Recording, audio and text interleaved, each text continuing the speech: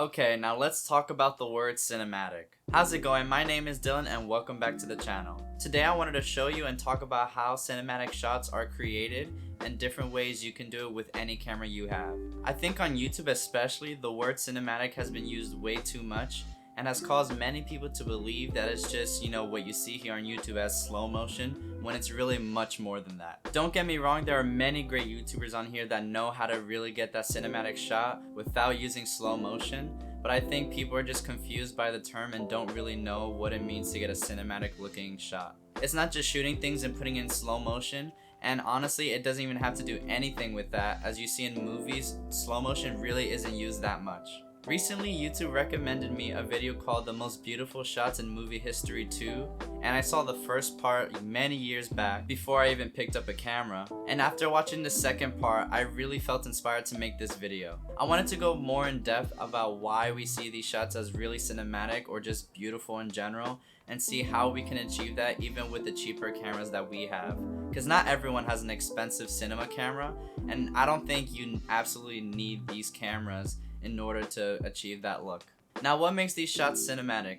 You might think it's the expensive cameras that they're shooting on, whether it's digital or film, but it's way more than that. There's different ways of obtaining a look and feel that we claim to be cinematic. Now, you might believe you need to have the most expensive camera and lenses to achieve that cinematic look, and yeah, it's true, that's the best way to get it right out of the gate, but there's so many more things that you can do beyond your camera to help get that look you're looking for. The camera isn't doing all the work, and it is possible to get it with cheaper, mirrorless bodies like mine or other cameras as well. Now, I'm not gonna lie to you, depending on what you're shooting on, some cameras are better than others at achieving that cinematic look and feel, but there's many things beyond that you can do outside of camera to help you get that look you want. I'll first go over things that are helpful to keep in mind when looking at cameras that you want to buy and what can help you get that look easier than other cameras. So you're going to want a camera that has good dynamic range, shoots in log profiles, also has a nice color science,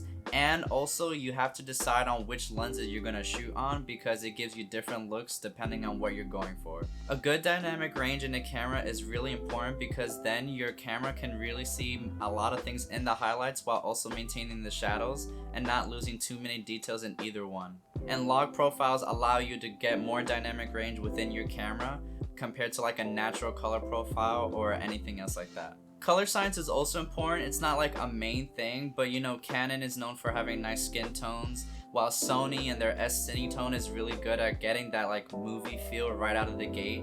So that's also nice to think about when you're looking at cameras you're getting. Also, the type of lens you shoot on is important to consider. So if you're shooting at more of a wide focal length compared to like 200 millimeters, which is really narrow, you will get like different depths of fields, or you'll get less bokeh compared to more bokeh with like the 200. So depending on what you're going for, you really have to consider what lens you want to use. But I definitely think the most important thing to look out for in a camera is the dynamic range. Now, this list coming up are things you can do beyond your camera to achieve that cinematic look. Now, there are many different techniques and they're usually mixed in within each other, so I'll make it clear when there's different techniques being used in the examples that I share with you now. Before we get into this next big chunk, if you're enjoying the video, why not hit that like button and subscribe if you're new to the channel. Most people that watch my videos are not even subscribed at all, so if that's one of you, why not hit that subscribe button and stay tuned for more videos to come. So again, I'll list out all the different techniques that are being used to create the cinematic look, and you can really see clearly what's happening and what the cinematographer is thinking when they're putting in this kind of technique in their shots. Okay, so the different ways I've seen to achieve a cinematic look beyond your camera has been to backlight, color contrast, and having a really good composition. Other things that are also valuable are things like the time of day you're shooting at if you're using natural light, the location that you're shooting at, if you decide to use fog or haze to bring more volume to a room if you're shooting indoors, and even something as simple as adding black bars in post to make your shots feel more cinematic by getting that anamorphic crop or a certain movie crop you're going for. Okay, now let's start with backlighting. So backlighting, I believe, is the #1 thing you can do to achieve a cinematic look straight out of your camera. Now, not every single scene is shot backlit, but I guarantee you most cinematic shots you see in movies are from backlighting. Putting your subject in the shadows and creating that contrast of light and dark within a frame is what really pushes that cinematic looking shot. Let's look at La La Land, one of my favorite movies ever. Whether they're using natural light, stage lights, or practical lights, you can see many shots were backlit to get the subjects in the shadows and creating that light and dark contrast within the scene. You don't need to have your characters perfectly lit up in frame to get the audience to see what's happening, and sometimes leaving it in the shadow creates a different emotion and feel to what's going on in the frame that you wouldn't get if you were just perfectly lighting up your whole subject.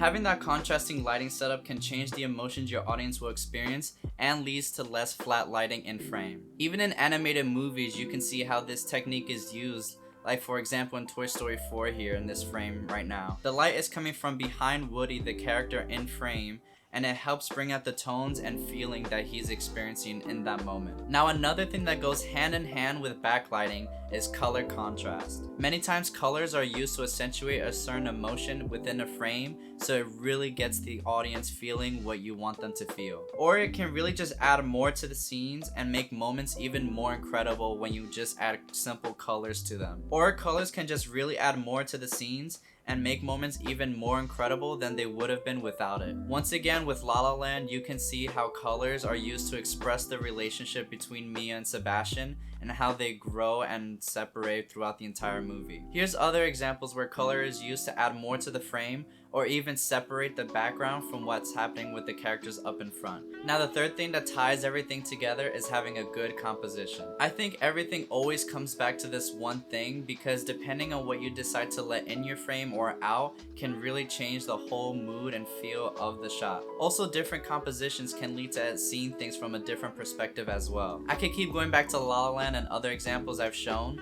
but here are other movies that have really good composition and brings more to what's happening in frame. Whether it's shooting through a mirror or adding in the reflection of the water in a pond or lake, it really can change the whole feel of what's happening, and it really adds to that cinematic look you want to achieve. Now here's my own little example of a clip that I shot to achieve a cinematic look and feel like the movies do, but using my cheap mirrorless camera and not like an expensive cinema camera.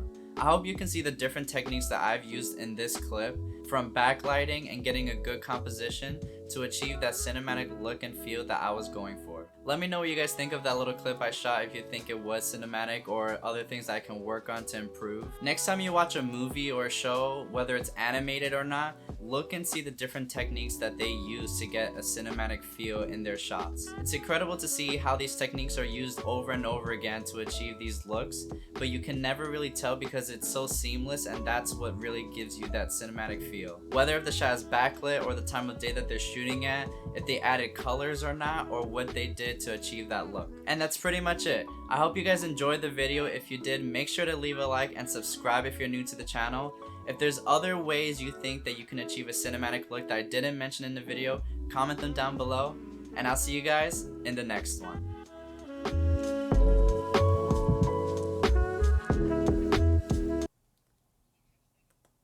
Oh, really? Alright, I'll put you down. Ugh. Yo, how come now when I decide to make a video, you hear motorcycles, cars, everything is happening? Right before I was recording, nothing. It was dead silent. Okay. It's quiet now. Alright, here we go.